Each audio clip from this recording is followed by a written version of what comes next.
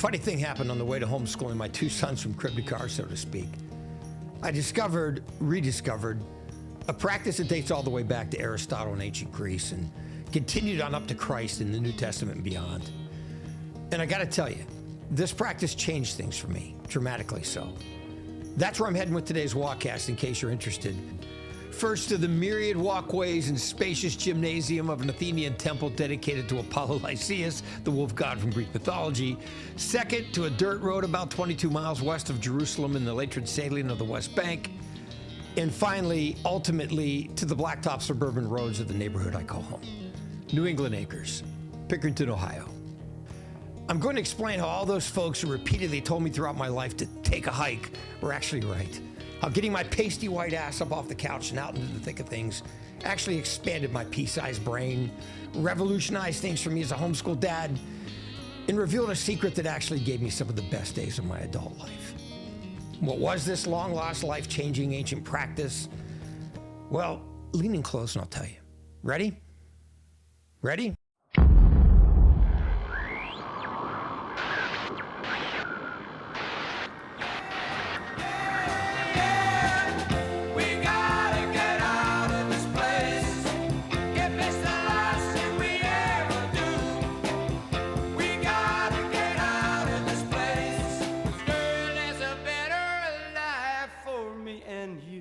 It's no secret that I'm a big John Eldredge fan. And there's a passage in probably his most famous book, Wild at Heart, that took hold of me as a father of two sons and wouldn't let go. It lit a fire under me, actually, and it had me combustible for months, trying to figure out what to do with it. It's on pages 80 and 81 if you're interested or keeping track, and it goes like this. The idea widely held in our culture is that the aggressive nature of boys is inherently bad, and we have to make them into something more like girls. The primary tool for that operation is our public school system. The average school teacher faces an incredible challenge to bring order to a room of boys and girls and promote learning. The main obstacle to that noble goal is getting the boys to sit still, keep quiet, and pay attention for an entire day. You might as well hold back the tide. That's not the way a boy is wired, and it's not the way a boy learns. Rather than changing the way we do male education, we try to change males. I think that passage resonates with me for a host of reasons. One, I had a difficult time at school as a boy because I couldn't sit still at a desk for an entire day. Two, I was always getting in trouble because I couldn't sit still at a desk for an entire day. Three, I had mainly female teachers in all my classes who were always rolling their eyes at me because I couldn't sit still at a desk for an entire day. Four, I watched so many of my male friends get labeled as having ADD because they couldn't sit still at a desk for an entire day. And related, five, I watched so many of said male friends get loaded up with whatever the prevailing drug of the day was because they couldn't sit still at a desk for an entire day. Okay, so you're thinking, yeah, you were a disagreeable putz. Should have had your ass beaten. Should have probably been medicated too. Okay, but here's the thing. I exhibited absolutely zero other signs of ADD beyond the fact that I couldn't sit still at a desk for an entire day.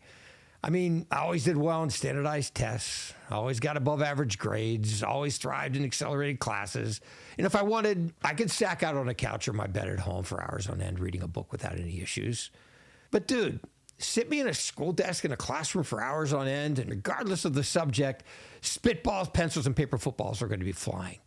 And if we had to sit quietly and read something while the teacher stepped out of the room, well, that only guaranteed that I'd be on my hands and knees over by the lockers, squinting through the grate at the trapped bird that we all knew was there because we all heard its faint, intermittent chirp.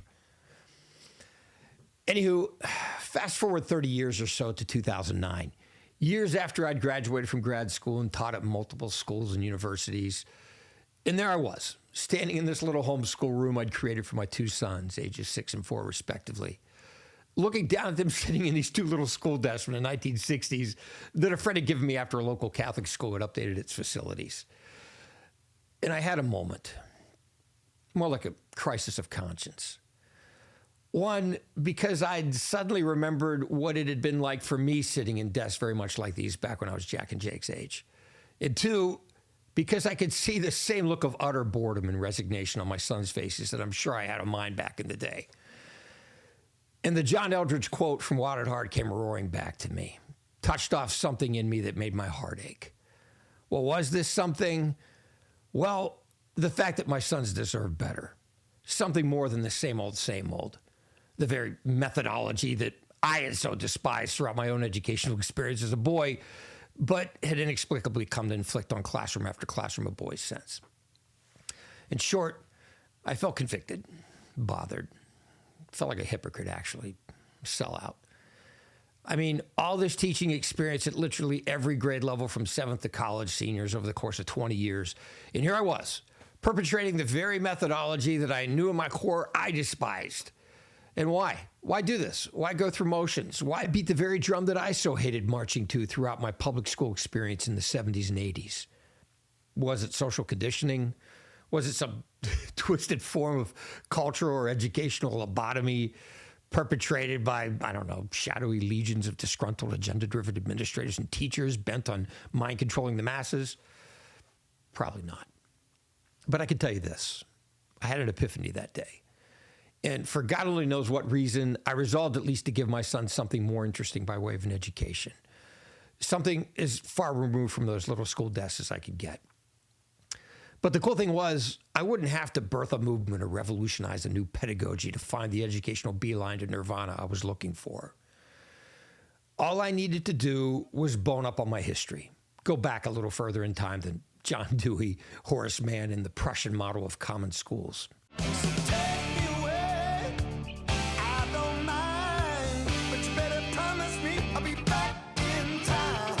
How far back? Well, 334 BC, if you recall my lead into this Waughcast. Because that's when Plato's star pupil, a man named Aristotle, pioneered a groundbreaking new approach to educating young men within the hallowed spaces of the ancient Greek temple dedicated to Apollo Lyceus.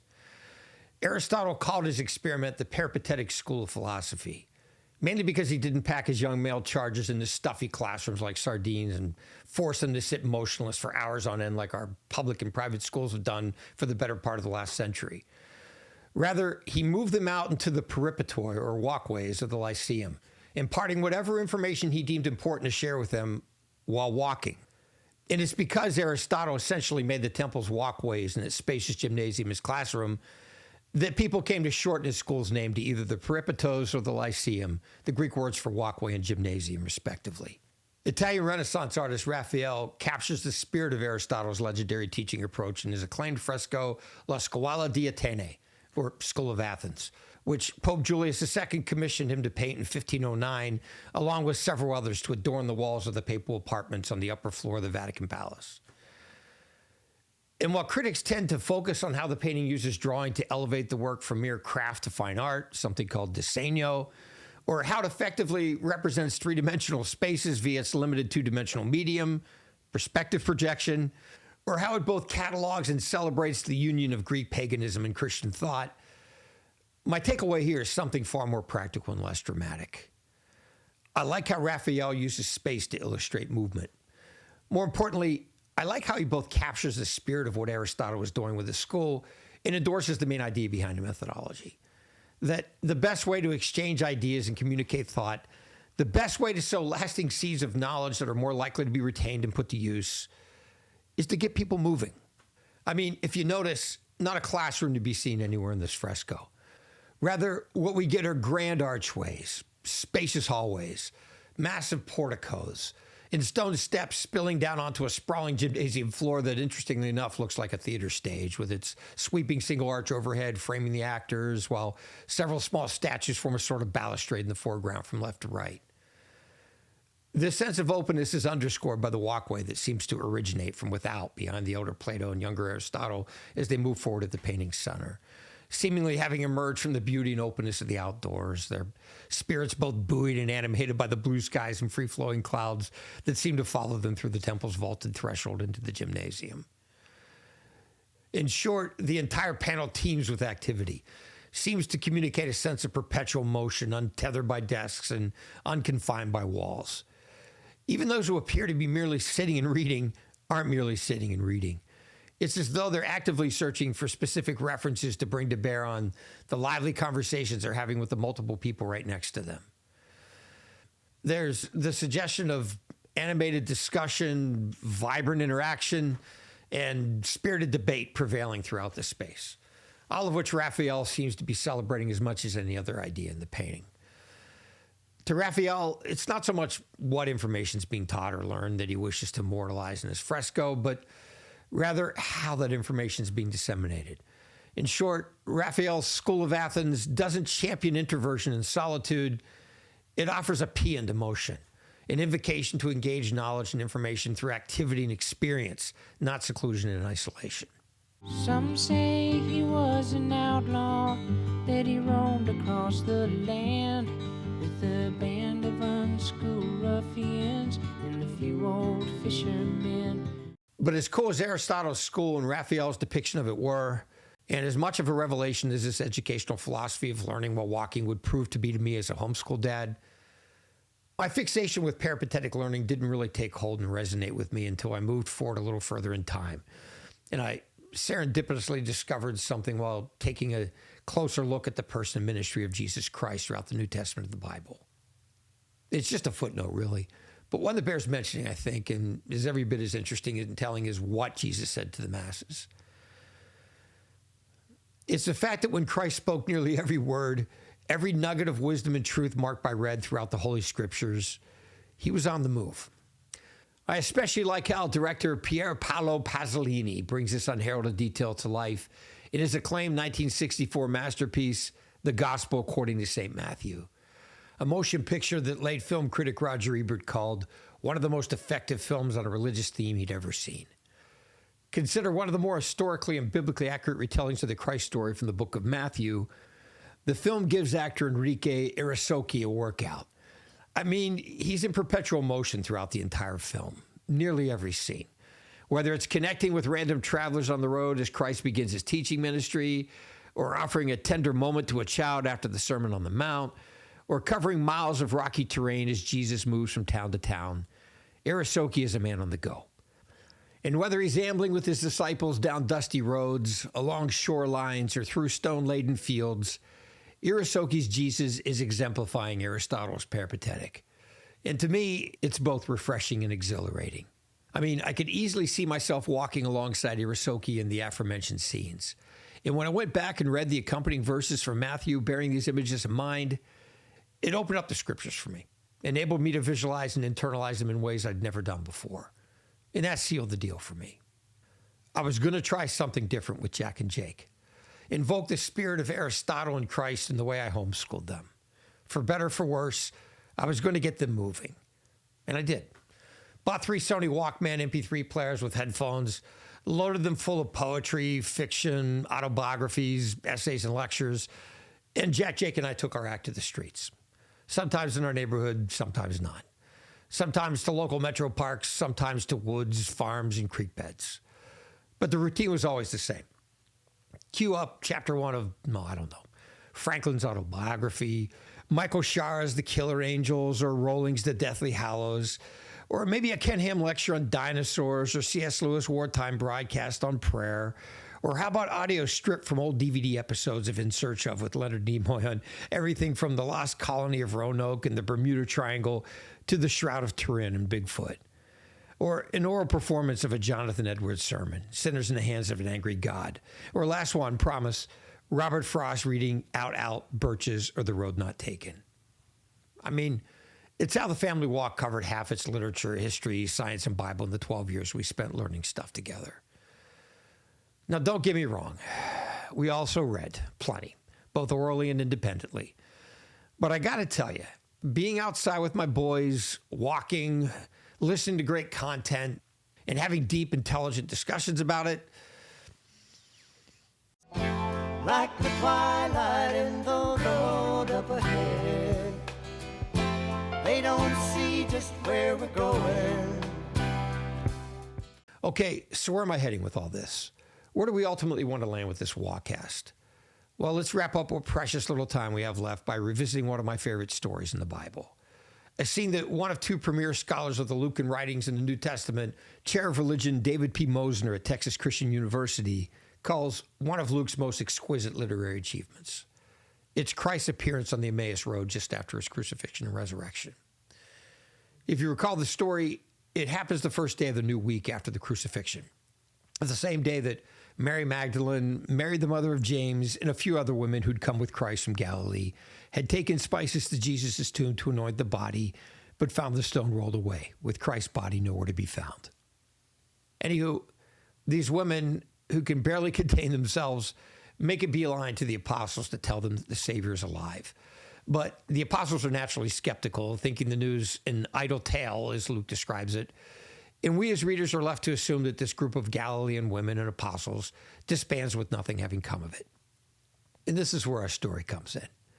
It's later that same day, and two men who'd apparently been on hand earlier to hear the incredible story the women had told about Christ's empty tomb are on a dusty road headed to a town called Emmaus, about 7 miles from Jerusalem. They're talking about everything that's happened the past 3 days leading up to and since Christ's crucifixion, including the account of the empty tomb from the two Marys, when lo and behold, a recently risen Jesus sidles up behind them on the road, insinuating himself into their conversation. He asks them what they're talking about. They tell him. But all the while, Jesus keeps them from recognizing who he is. He just listens to them, lets them vent their doubt and consternation about all that's happened, until finally he picks and chooses his moment, lodges into a pretty comprehensive reminder of why they shouldn't doubt Christ's deity, basically walking them through a chronological summary of every prophecy in the scriptures that foretold of the Messiah's necessary suffering and crucifixion before his resurrection. And while Christ still keeps his identity a secret as he speaks, it's still fairly obvious that he's having an effect on the two men, which we'll learn a little later in the story when one of the men says to the other after breaking bread with Christ back at one of their houses, "Did not our hearts burn within us while he talked to us on the road, while he opened to us the scriptures?" And of course, we all know the rest of the story. How when the two men reach their destination, Christ feigns to walk on ahead while they stop him and entreat him to join them at one of the men's homes for supper, which he does. And it's when the men bring out bread and Christ breaks it that suddenly the proverbial scales fall from their eyes as they recognize that the stranger before them is actually Christ. It's a wonderful moment for them, an epiphany, a sober moment of realization seemingly initiated by the presence of the holy sacraments, a fact that biblical scholars love to draw attention to, positing that the true beauty of Christ's encounter with the men on Emmaus Road is how it symbolizes the process that happens with every believer when he or she partakes of the Eucharist. And that's admittedly pretty cool. But for me, the story holds an additional layer of significance that few people ever talk about. It's something that's admittedly peripheral, that's buried between the lines, if you will, but it's still there nonetheless.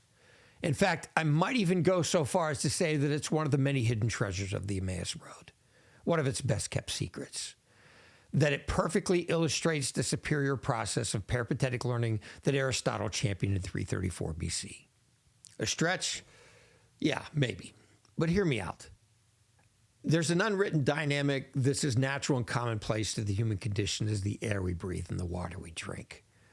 It's the simple phenomenon of facilitating some form of distraction when we need to unburden ourselves or broach serious subjects with people we care about. The most obvious example of this is when parents who need to initiate important conversations with their kids will often take the cars and drive somewhere, mainly because the car's simple forward-facing design forces its occupants to focus on what's ahead, on what they can see through the windshield, thus eliminating the pressure of face-to-face confrontation and the necessity of making eye contact. In addition, having windows to look out of on all sides provides a convenient distraction for both parties that allows for the speaker to say exactly what he needs to say and for the listener to focus on what's being said rather than having to acknowledge the presence of the speaker. I mean, is it any wonder why Jerry Seinfeld's series Comedians in Cars Getting Coffee was such a hit? The show lasted for 11 seasons from 2012 to 2019. And I think it worked because it took advantage of the conversation in cars dynamic. Seinfeld was able to ask questions that mattered in such a way that his guests didn't feel threatened by his having asked them. And his guests actually opened up to him in much the same way as Bear Grylls' guests opened up to him on the series Running Wild. That show didn't take place in a car, obviously, but it essentially utilized the same principle. Each week, Grylls would take a different celebrity out into the wild and have him or her confront a series of significant obstacles that essentially served as catalysts to get the guest talking, to open up and share intimate details about his or her life that would help that guest connect with viewers. Same basic idea as initiating serious conversations in cars. The principal motivation is still distraction. The simple means to an end, movement.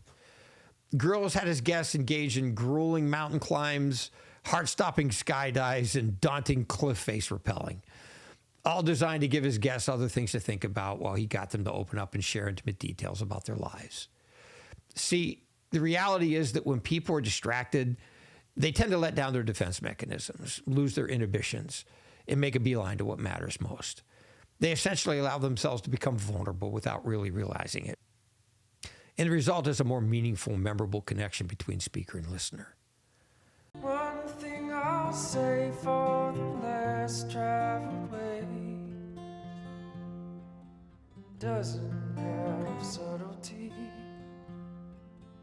has twice the gravity. Okay, back to our story in Luke. Because Christ was able to join the two men on the road to Emmaus while they were moving, he knew, one, that he had a captive audience, two, that the men would be sufficiently distracted to focus more on the conversation than on his identity, three, that the conversation would be stripped to include only the details that mattered, and finally, four, that the men would be in the best possible position to hear Christ's admonition in response to them. Also, if we know anything about sustained motion, it's that when we're finished walking or running or swimming or lifting weights, we're usually in a really good place in the hours that follow our activity. It's as though our minds have been purged of all anxiety and fear, of any inhibition, fog, or indecision, to the point where, for a while at least, we experience a cerebral and emotional cleansing, if you will, a sustained moment of heightened clarity, where we tend to see things as we ought, as God intended for us to see them. That's precisely what happens to the two travelers on the Emmaus Road.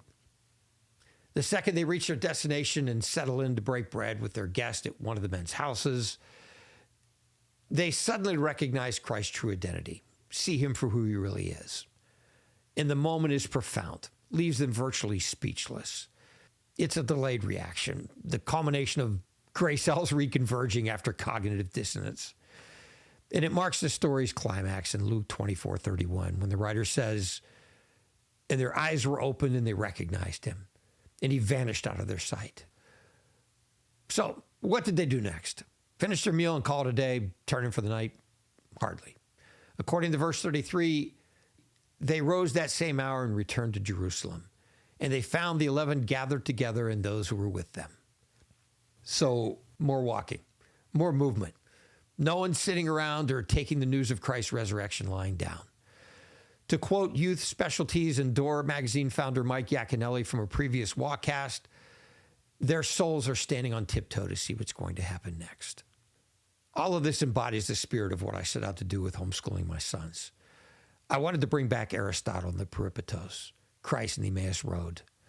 Wanted to get my boys out of those little metal and formica desks that so represented everything I hated about the American education system. And yeah, I know it's not the same, and that in the grand scheme of things, what I did with them wasn't all that big of a deal.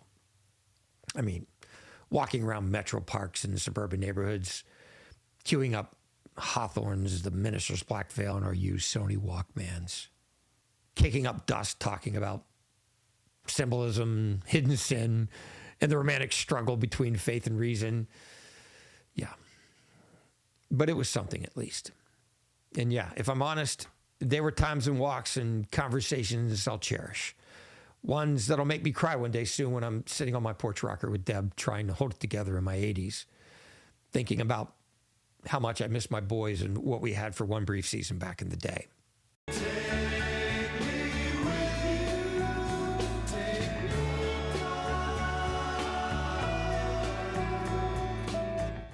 So, is this a worthy place to land with this Waughcast?